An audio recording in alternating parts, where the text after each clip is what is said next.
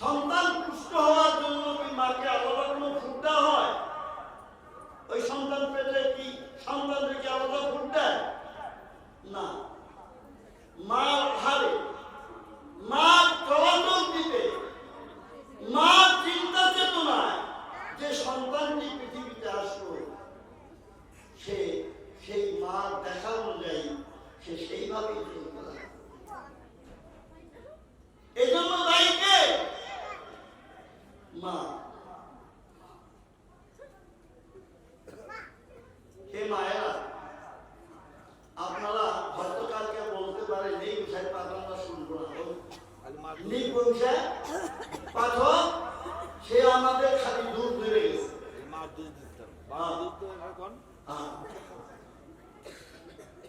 এখন অঙ্কুরোদ্গম যেমনি বীজের প্রয়োজন, তেমনি সুজলা সুফলা শস্য শ্যামলায় মাটিরও প্রয়োজন। অঙ্কুরোদ্গম বীজ আর ভালো মাটি, উর্বরা শক্তি সম্পন্ন মাটির যদি মিলন হয়, তাহলে সুজলা সুফলা শস্য শ্যামলা বসুন্ধরা হয়ে যাবে। তাহলেই তার মধ্যে ভালো সন্তান হবে।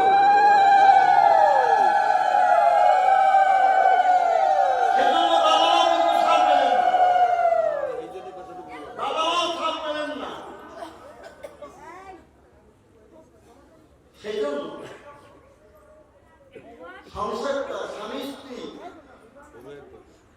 উভয়ই ভালো হওয়ার প্রয়োজন। তাহলে এই স্বামী এবং স্ত্রী পার্টনারশিপ লাইফ, পার্টনারশিপ দুজনে ভাবে, সৎভাবে, সাত্বিকভাবে চলতে হবে। তাহলেই ভগবত সন্তান, প্রহ্লাদের সন্তান পাওয়া যাবে। আমি যদি আমেরিকা, রাশিয়া, ফ্রান্স, জার্মানি বা ভারত বা বাংলাদেশে রাষ্ট্রপতি যারা আছেন, রাষ্ট্রনায়ক আছেন, তাদের সঙ্গে যদি আমি একসঙ্গে দেখা করতে পারতাম, তাহলে বলতাম অস্ত্র তৈরি করার প্রয়োজন নাই, মাতৃ শিক্ষার প্রয়োজন আছে। যে শিক্ষার দ্বারা দেশের সুসন্তান আসবে, তারা গুলি চালাবে না, কলম দিয়ে তাদের মেধা দিয়ে দেশের উন্নতি সাধন করবে।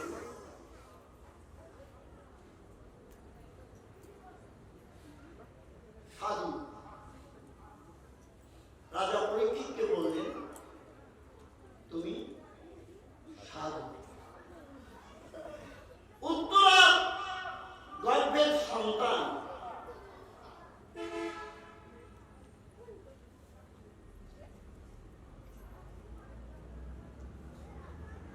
এই রাজা পরীক্ষিত।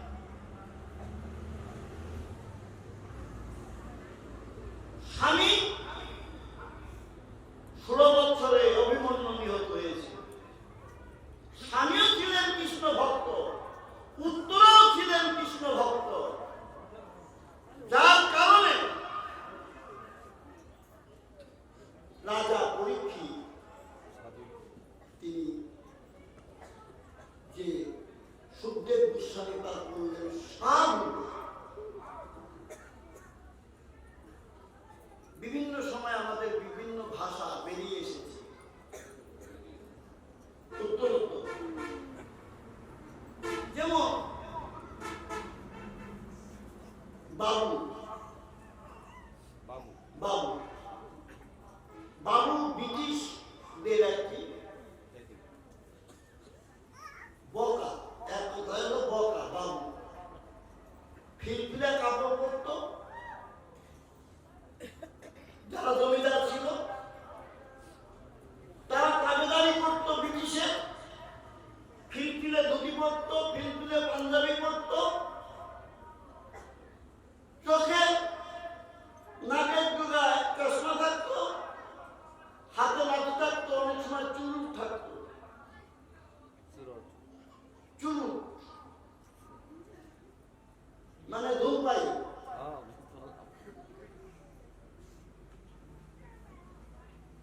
তারা যেদিকে বক্রনয়নে তাকাতো সেই দিকটা শেষ করে তারা দিতে পারতো, কারণ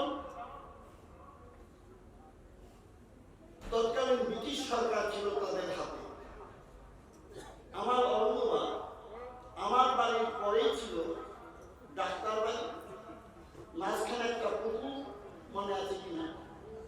পুকুরের এপারে অরুণ কুমার মিত্র ডাক্তার বাড়ির পরে হলো জমিদার বাড়ি। বৈঠকখানায় বড় বাবু আর মেজো বাবু বসে আছে। দেখেন কারা বাবু। বড় বাবু বলছে রাস্তা দিয়ে একটা মেয়ে যাচ্ছে গর্ভবতী। বড় বাবু বলছে এটার গর্ভে ছেলে হবে। মেজো বাবু বলছে এর গর্ভে মেয়ে হবে। আমি রোগসজ্জার শিওরে শেষ অবস্থায় মেজো বাবুকে দেখেছি, আর ছোট বাবুকে দেখেছি 1968-এ ওনাকে দেশ ছেড়ে পালিয়ে যেতে হয়েছে। 135 টিনের বিপিন বিহার গাঙ্গুলি স্ট্রিটে তার স্ত্রী ছেলে মেয়ে থাকত। তিনি অরঙ্গবাদেই থাকতেন কলকাতা। শিয়ালদার পরে বিপিন বিহার গাঙ্গুলি স্ট্রিট, 135 টিনের বিপিন বিহার গাঙ্গুলি স্ট্রিটে বহু প্লাবন থাকতেন। যাই হোক, মেজো বাবু এবার বড় বাবু দুইজন তর্ক বিতর্ক করে তার পেদা দ্বারা ওই মেয়েটাকে আনা হয়েছে। এনে অন্তঃপুরে নিয়ে যেয়ে চাকু দিয়ে তার পেট ফেলা হয়েছে। পেট ফেলে দেখেছে, আমার ঠাকুরমার মুখে এই সমস্ত গল্প শুনেছি। পেট ফেলে দেখেছে ছেলে না মেয়ে। দেখার পরে তারপর অন্ধকূপে তাকে ফেলে দেওয়া হয়েছে। এরা হলো বাবু। আর এখন আমরা আমাদের নামের আগে বাবু লেখে, শ্রী উঠে গেছে, শ্রীহীন হয়ে গেছে। আমরা নিজেরাও শ্রী লিখি না, হয় বাবু না হয় জামা। এই যে বাবু, এটা একটা গালি। মায়েরা মনে কষ্ট নেবেন না, আপনারা ছেলে মেয়েদের বাবাটা শিখাবেন, বাবু শিখাবেন না, কারণ বাবুটা হলো একটা গালি। বাবা বলবে আজকের থেকে সংযত হয়ে যান, কালকেই যেন সকালবেলা আপনাদের ছেলে মেয়েরা বাবাকে বাবা বলে ডাকে, বাবু যেন আর না বলে। অধঃপত।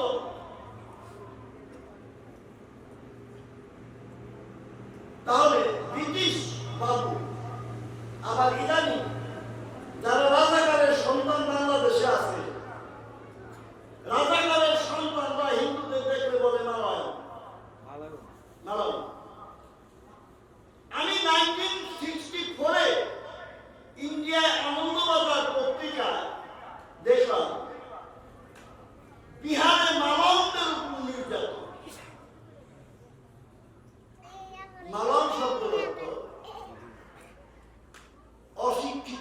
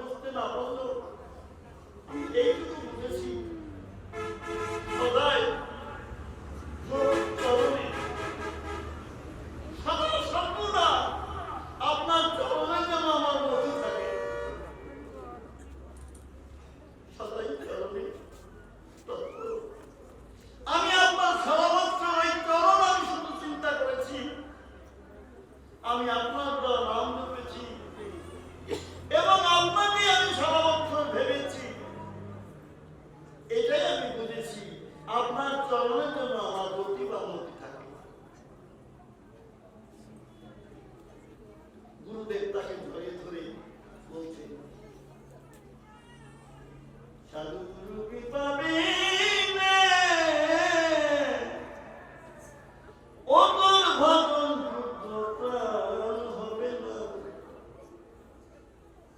সাধু গুরু কৃপা বিনে ও তোর ভজন প্রাণ হবে না, বৈষ্ণবে না করলে কৃপা, বৈষ্ণবে না করলে কৃপা আমার গোবিন্দ গ্রহণ করবে না, বৈষ্ণবে না করলে কৃপা আমার গোবিন্দ গ্রহণ করবে না, সাধু গুরু কৃপা বিনে ও তোর ভজন যোগ্য প্রাণ হবে না, সাধকে সাধনরতি বৈষ্ণবে আনন্দরতি, সাধকে সাধনরতি বৈষ্ণবে আনন্দরতি, শ্রী গুরুতে নিষ্ঠারতি, শ্রী গুরুতে নিষ্ঠারতি হবে রে তোর ইষ্ট সাধনা, সাধু গুরু কৃপা বিনে ও তোর ভজন যোগ্য প্রাণ হবে না, দূর করিতে ভবব্যাধি ভক্তের কাছে মহৌষধি, দূর করিতে ভবব্যাধি ভক্তের কাছে মহৌষধি, ভক্তে গ্রহণ করে যদি, ভক্তে গ্রহণ করে যদি ও তার ভব পারে ভয় হবে না,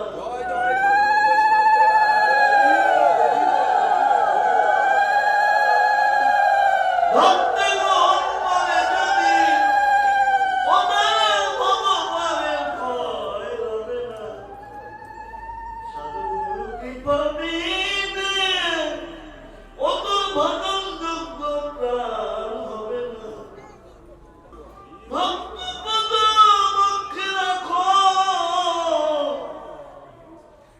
ভক্ত পদরাজঙ্গে রাখো, ভক্ত পদ মুখে রাখো, ভক্ত সঙ্গে হরি হরি বলে ডাকো,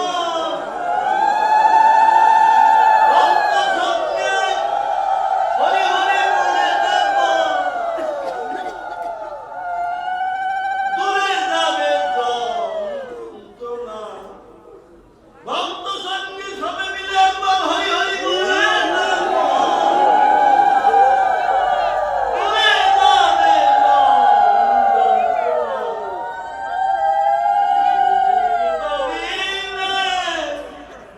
ও তোর ভজন শুদ্ধ প্রাণ হবে না, ভক্তের প্রেমার ভক্তি রসে আমার ওই শ্রী গোবিন্দ ডুবে ভাসে,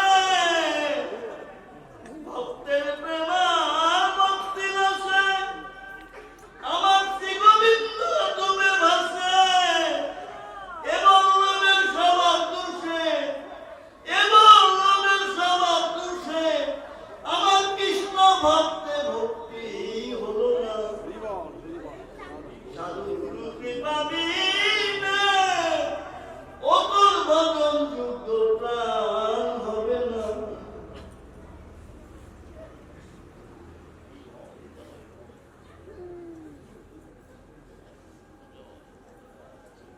গুরু হচ্ছেন ভজনের গুড়া, যারা গুরু ভজন করে না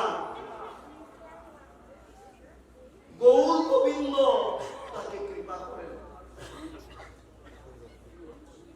গুরু হচ্ছেন ভজনের গুড়া, যার গুড়া আছে তার গৌরা আছে, যার গৌরা আছে তার রাধা কৃষ্ণ আছে, যার রাধা কৃষ্ণ আছে তার কাছেই বৃন্দাবন আছে।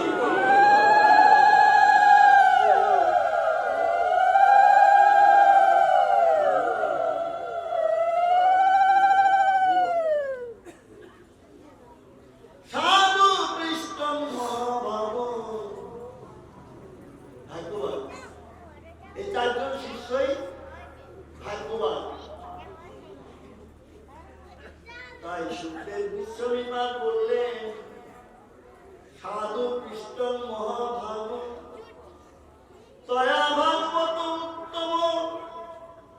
আমরা এখানে ভাগবত দেখেছি। সুখদেব গোস্বামী পাদ বললেন, রাজা পরীক্ষিতকে তুমি উত্তম ভাগবত, ভাগবত জীবিত, এক ভাগবত ভাগবত শাস্ত্র, আর এক ভাগবত ভক্তি রসপ্রাপ্ত ভক্ত। এই ভাগবতের রস রস বৈশ কোথায় গিয়েছে? যারা আপনাদের চোখে জল এসেছে, যাদের হৃদয়ে গোবিন্দ বলে কাঁদছেন, যারা হা কৃষ্ণ গোবিন্দ বলে ডাকছেন, তাদেরই হৃদয়ে এসেছে রস, ভাগবতীয় রস, রস বৈশ। তয়া ভাগবত উত্তম, তুমি উত্তম ভাগবত। জন্য তনয় শিষ্য খিন্নন্ন বিকথন। যেহেতু কৃষ্ণ কথার উপর অমৃত সাধনের সেহেতু তুমি সাধু, তুমি সবাই